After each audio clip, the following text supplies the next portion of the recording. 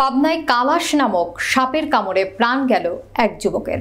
বিস্তারিত থাকছে পাবনা নিজস্ব প্রতিনিধি জাহাঙ্গীর আলমের প্রতিবেদনে। ক্যামেরায় ছিলেন সোহানুর রহমান। পাবনা সদর উপজেলার মালঞ্চি ইউনিয়নের ফকিরপুর গ্রামের হাশেম আলীর ছেলে সজীব হোসেন রাতে ঘরে ঘুমিয়েছিল।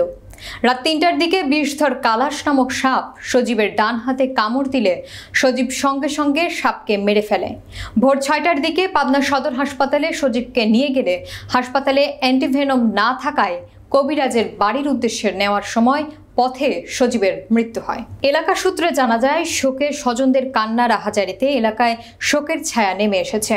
বাদাসর ফকিরপুর কবরস্থানে সজীবের জানাজা এবং দাফন সম্পন্ন হয়।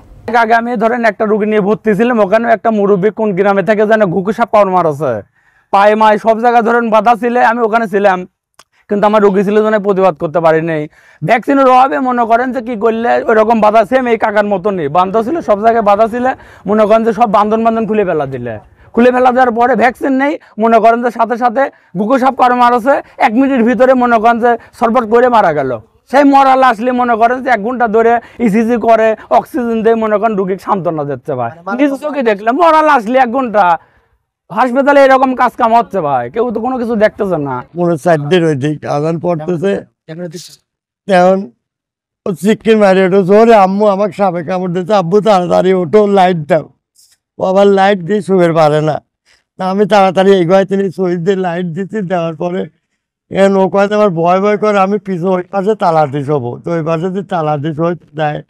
আমি ভাষা দিয়ে দেখছি যে হাত সাপ জ্বলতে, আমি তালা লেগে লাঠি দিয়ে বাইরে ভাঙি। তারপর তো এরকম হাতলি বাড়া চলে আসে, ঝাঁকি দিলে আমি বাড়ি দিলাম।